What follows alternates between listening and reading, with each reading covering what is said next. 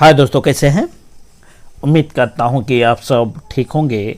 मैं मोहम्मद मुख्तार आप सबके सामने हाजिर हो चुका हूं HRMS पास से रिलेटेड एक महत्वपूर्ण इशू को लेकर। आज जिस इशू पर हम बात करने वाले हैं वो रिटायरमेंट रेलवे एम्प्लॉय के लिए है।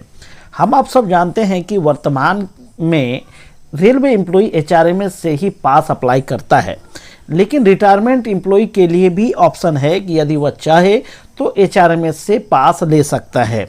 तो रिटायरमेंट रेलवे एम्प्लॉय ने यदि HRMS से जो एक अपने को रजिस्टर्ड कर लिया है तो फिर वह HRMS से ही पास लेने के लिए एलिजिबल होगा। तो एक महत्वपूर्ण समस्या तब होती है कि जब वह कर्मचारी HRMS से पास अप्लाई करना चाहता है तो उन्हें बहुत परेशानी होती है। तो आज मैं उनकी परेशानी को सोल्व करने वाला हूं। यह वीडियो सिर्फ रिटायरमेंट रेलवे एम्प्लॉय के लिए ही नहीं है, आम रेलवे एम्प्लॉय के लिए भी है। जो रेगुलर रेलवे एम्प्लॉय है वह भी इस वीडियो के सहायता से HRMS से पास अप्लाई करना सीखेंगे। तो चलिए हम स्टार्ट करते हैं आज के इस वीडियो को। तो पहले हम गूगल क्रोम में चले जाते हैं, चाहे वो आपका मोबाइल हो, लैपटॉप हो, कंप्यूटर हो, कोई भी फंक्शन हो, उसमें आप गूगल क्रोम में जाएंगे और वहां पे आप टाइप करेंगे HRMS रेलवे। उसके बाद आपके सामने इस तरह का इंटरफेस ओपन होगा। यहाँ पे इंडियन रेलवे लिखा होगा और नीचे log in Indian railway HRMS लिखा होगा।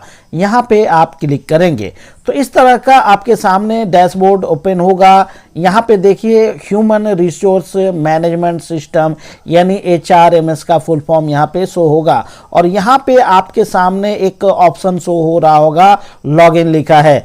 तो यूज़र नेम में आपको अपना HRMS ID डालना है। पासवर्ड में आपका HRMS ID का जो पासवर्ड है वो डालना है। फिर कैप्चा की जगह पे ये जो यहाँ पे शो हो रहा है इस कैप्चा को यहाँ पे डालना है और उसके बाद लॉगिन बटन पे क्लिक करना है। यहाँ पे देख रहे हैं दोस्तों, मैंने एक रिटायर्ड रेलवे एम्प्लॉय का HRMS ID यहाँ पे लिख दिया है। पासवर्ड की जगह हमने उनका पासवर्ड डाल दिया है और कैप्चा की जगह पे मैंने कैप्चा लिख दिया है। उसके बाद लॉगिन बटन पे हम क्लिक करते हैं। जैसे ही आप क्लिक करते हैं तो यहाँ पे उस कर्मचारी का नाम शो हो जाता है। उसके बाद नीचे आपको यहाँ पे OTP का ऑप्शन ओपन होता है। यहाँ जान लीजिए कि आपके इस रजिस्टर्ड मोबाइल नंबर पे OTP जा चुका है और यह OTP एक दिन के लिए काम करता है। चाहे आप सुबह लॉगिन किए हों चाहे शाम में करें, एक बार जो OTP आया है वही OTP दिन भर काम करेगा।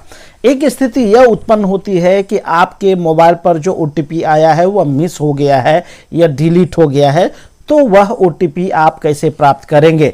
तो जैसे आप ये नीचे बढ़ेंगे तो यहाँ पे आपको दो ऑप्शन शो होगा, टू रीसेंड OTP। यहाँ पे क्लिक करके ये जो क्लिक हियर लिखा है यहाँ पे क्लिक करके आप दोबारा OTP ले सकते हैं। अदरवाइज एक और ऑप्शन है to receive OTP on email. यदि आपके HRMS ID में आपका ईमेल ID डाला हुआ है तो आप अपने ईमेल पर भी जो है कि OTP प्राप्त कर सकते हैं। अदरवाइज जहां से भी आपको OTP लेना है लीजिए, फिर यहाँ OTP इंटर कर दीजिए। फिर यहाँ पे वेरीफाई OTP पे हम क्लिक करते हैं। उसके बाद देखेंगे आपके सामने इस तरह का डैशबोर्ड ओपन होता है। यहाँ पे सबमिट रेटिंग लिखा है, नॉट नाउ लिखा है, तो हम अभी नॉट नाउ कर देते हैं। उसके बाद यहाँ पे राइट साइड आपका एम्प्लॉय का नाम शो होता है, चाहे वो रेगुलर एम्प्लॉय हो चाहे रिटायरमेंट एम्प्लॉय हो। यहाँ पे डैशबोर्ड पे एम्प्लॉय का देख रहे हैं, यहाँ HRMS ID है, एम्प्लॉय का नाम है और बाकी डिटेल यहाँ पे शो होता है। अब यहाँ पे देख सकते हैं कि उस एम्प्लॉय का पास के लिए कहाँ पे रजिस्टर्ड है, तो PIA का यहाँ पे नाम शो होता है। अब रिटायरमेंट एम्प्लॉय हो या रेगुलर एम्प्लॉय हो, पास बनाने के लिए आपको सीधे नीचे चले आना है पास पे। उसके बाद देखेंगे कई सारे ऑप्शन ओपन होता है, तो यहाँ पे आपको अप्लाई फॉर E-पास /EPTO पे क्लिक करना है।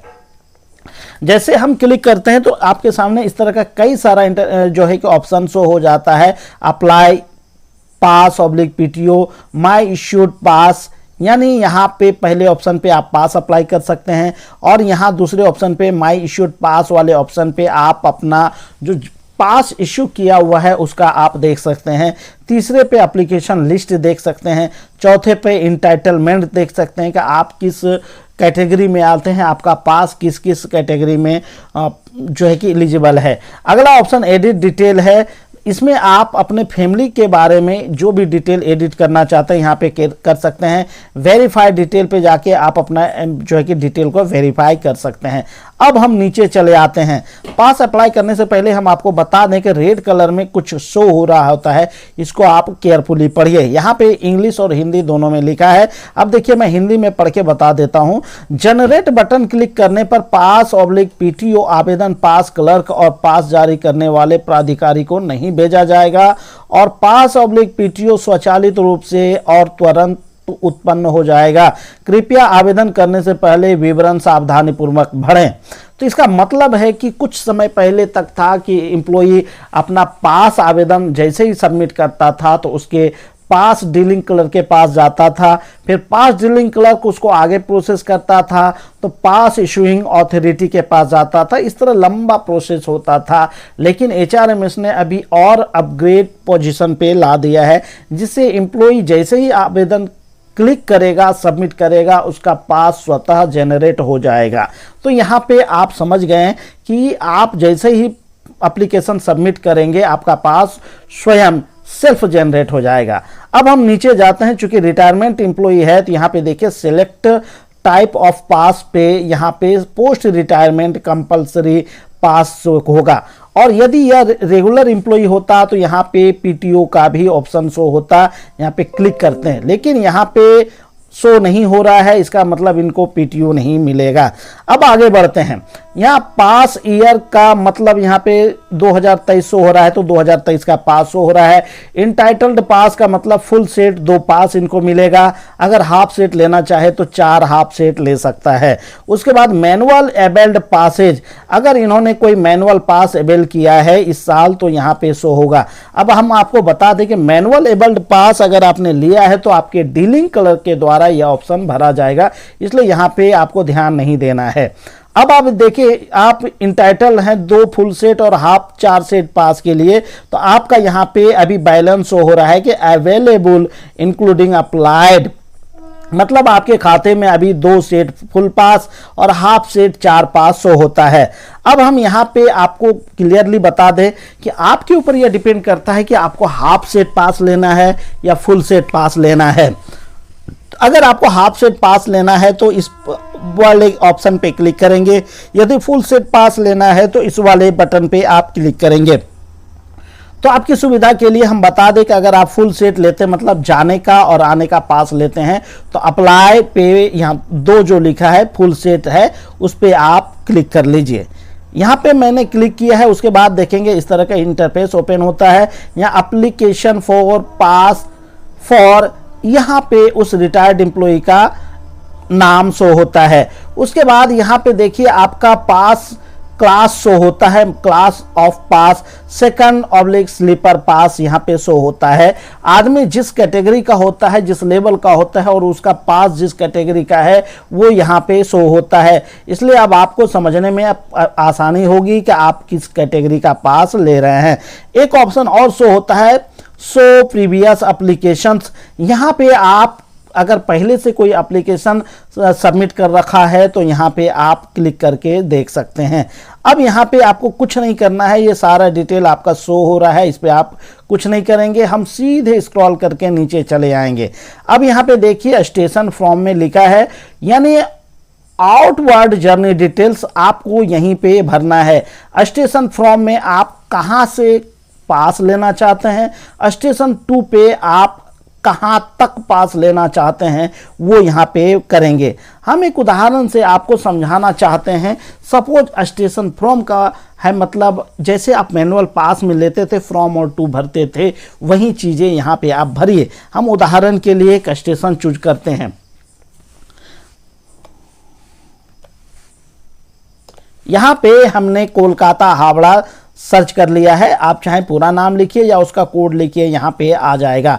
और उसके बाद स्टेशन 2 पर यहाँ पे हम उनका जो है कि जहाँ के लिए ये पास लेना चाहता है वो स्टेशन का कोड यहाँ पे हम डालेंगे। अब यहाँ पे अजमेर हमने लिखा तो अजमेर जंक्शन आ गया, आप अपने हिसाब से डालिए अपने यहाँ पर। मेरे ख्याल से दोनों ऑप्शन समझ में आ गया होगा। अब जरूरत की चीजें एक और आता है, ब्रेक जर्नी स्टेशंस। यहाँ पे आपको अपने इस पास के बीच यदि कोई ब्रेक जर्नी लेना है तो लीजिए। अब हम आपको क्लियरली कर दें, ब्रेक जर्नी का मतलब होता है जहां आप ठहराव कर सकते हैं या जहां से आप जर्नी की शुरुआत कर सकते हैं। कहने का मतलब उन स्टेशनों का नाम आप दीजिए जो शॉर्ट रूट में ये कोलकाता और अजमेर के बीच में आता है। तो यहाँ पे कर्मचारी अपनी सुविधा अनुसार उन स्टेशनों का नाम डालेगा जहां से होकर उनकी ये ट्रेनें गुजरेंगी। अब उदाहरण के लिए हम यहाँ पे एक स्टेशन का नाम डाल देते हैं। अब देखेंगे MLDT हमने लिखा, मालदा टाउन हो गया। अब एक ऑप्शन आता है यहाँ पे ऐड पे क्लिक करेंगे तो यहाँ देखेंगे यहाँ वाले ऑप्शन पे वो मालदा शो हो जाता है। एम्प्लॉय को सलाह दी जाती है कि वह 3-4 ब्रेक जर्नी अवश्य डाले, चाहे वह एक बार में ही पास क्यों न यूज कर रहा हो। चूंकि आपको ये HRMs ने सुविधा दी है तो इसका भरपूर फायदा लीजिए। अब दूसरा ब्रेक जर्नी हम डालने वाले हैं। इस रूट में यह कर्मचारी एक चाहे तो समसी डाल सकता है, यह समसी स्टेशन का कोड है। फिर हम ऐड करेंगे तो देख लीजिए बगल में फिर समसी हो गया। उसके बाद एक और स्टेशन का हम नाम डाल देते हैं, कटिहार जंक्शन हमने लिया, फिर ऐड कर देंगे। तो इस तरह आप अपनी सुविधा अनुसार ब्रेक जर्नी यहां डालते जाइए। अब हम इसके बाद आगे बढ़ते हैं। अब आप देख रहे हैं कि चूंकि हमने फुल सेट पास अप्लाई करने के लिए प्रोसेस किया है तो रिटर्न जर्नी डिटेल्स यहाँ पे शो होता है और सेम चीज कॉपी कर लेता है। ऊपर देखिए आपने लिया है फ्रॉम में कोलकाता और टू में अजमेर, तो यहाँ पे सेम बदल गया है, फ्रॉम में अजमेर टू में कोलकाता। मतलब आप कोलकाता से अजमेर जा रहे हैं तो वापसी में आप अजमेर से कोलकाता आ रहे हैं और सेम ब्रेक जर्नी यहाँ पे काउंट कर लिया है। अब आगे देखिए एम्प्लॉय को जो ध्यान देने वाली बात है, डिपेंडेंट्स एंड फैमिली मेंबर्स पे आपको क्लिक जरूर करना है। यानी आपके इस पास में 2 मेंबर रजिस्टर्ड है, एक तो एम्प्लॉय खुद है और बाकी फैमिली मेंबर है। तो यहाँ पे आपको निश्चित रूप से उस फैमिली मेंबर को टिक करना है। ये खाली ऑप्शन दिख रहा है, यहाँ पे आप टिक कर देंगे। आप अपनी सुविधा अनुसार चाहे तो एक फैमिली का लीजिए, चाहे तो दोनों फैमिली का लीजिए। लेकिन कर्मचारियों को मेरी सलाह है कि भले ही आप अकेला यूज करने वाले हैं लेकिन इसमें एलिजिबल सारे फैमिली मेंबर को ऐड जरूर कीजिए।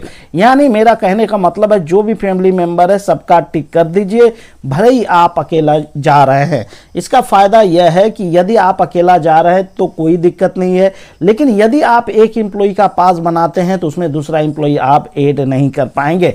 उसके बाद आप ये दोनों को क्लिक कर लेने के बाद नीचे पे आएंगे, प्रीव्यू एंड जनरेट पास पे दिखेगा। एक है सेव एज ड्राफ्ट, यहाँ पे अगर आप क्लिक करते हैं सेव एज ड्राफ्ट में तो आपका ये एप्लीकेशन ड्राफ्ट में चला जाएगा। यानी एप्लीकेशन तो पूरा है लेकिन ये सबमिट नहीं होगा। लेकिन आप अगर पास अभी प्राप्त करना चाहते हैं तो देखिए वही ऑप्शन यहाँ पे रेड कलर में शो हो रहा है। इसका मतलब ही है कि यदि आप इस पे जाते हैं तो पास अपने आप जनरेट हो जाएगा। अब हम क्लिक करते हैं प्रीव्यू एंड जनरेट पास पर। यहाँ पे जैसे आप क्लिक करते हैं तो आपके सामने इस तरह का ऑप्शन शो होता है। यहाँ पे आपको 2 टिक करने के लिए ऑप्शन आता है, एक अल्टरनेट रूट, यहाँ पे टिक करना चाहें। अब यहाँ पे क्या है कि आपके लिए पूरा ऑप्शन यहाँ पे एक लिखा है, आप इनको पढ़ लीजिए। दूसरा है फास्टर रूट, मतलब शॉर्ट रूट है तो यहाँ पे आप क्लिक कर लीजिए। आपको इन दोनों में से एक रूट को चूज करना ही करना है। हम फास्टर रूट पे क्लिक करेंगे, उसके बाद जनरेट एंड प्रीव्यू पास पे हम चले जाएंगे और जैसे हम क्लिक करेंगे इस एम्प्लॉय का पास सेल्फ जनरेट हो जाएगा। चूंकि यह दूसरे एम्प्लॉय का है इसलिए मैं सिर्फ उदाहरण के लिए आपको यह वीडियो बना रहा था। सपोज इस एम्प्लॉय ने यदि पास जनरेट कर लिया है, अब हम इसको वापस कर देते हैं। मान लीजिए इस एम्प्लॉय ने पास जनरेट कर लिया है, अब इनको पास निकालना है तो इसके लिए एक ऑप्शन दिया हुआ है, पास पे हम क्लिक करेंगे और यहाँ पे माई इश्यूड पास पे हम क्लिक कर देंगे। और इसके बाद देखिए अगर एम्प्लॉय ने कोई पास जनरेट कराया है या पास बनाया है तो यहाँ पे आप गो बटन पे क्लिक करेंगे तो आपका पास नीचे शो होगा। चूंकि अभी मैंने इसका कोई पास नहीं बनाया है तो यहाँ पे कोई डाटा शो नहीं हो रहा है। यदि इसका कोई पास बना होता तो यहाँ पे उस पास का डिटेल शो होता। फिर यहाँ यूनिक पास नंबर पे क्लिक करके ये जो ऑप्शन दिख रहा है यूनिक पास नंबर, मेरा कर्सर वहाँ पे शो हो रहा है, इसके नीचे जो नंबर शो होता है उस पर क्लिक करने के बाद यह पास डाउनलोड कर सकता था। तो इस तरह दोस्तों उम्मीद करता हूँ कि आज इस वीडियो में आपने HRMS से पास अप्लाई करना सक्सेसफुली सीख लिया है और उसके महत्वपूर्ण जो भी टॉपिक है उसका क्लियरली ढंग से समझ लिया है। तो उम्मीद करता हूँ कि यह वीडियो पसंद आया होगा। अगर दोस्तों वीडियो पसंद आया है तो वीडियो को एक लाइक जरूर कीजिएगा।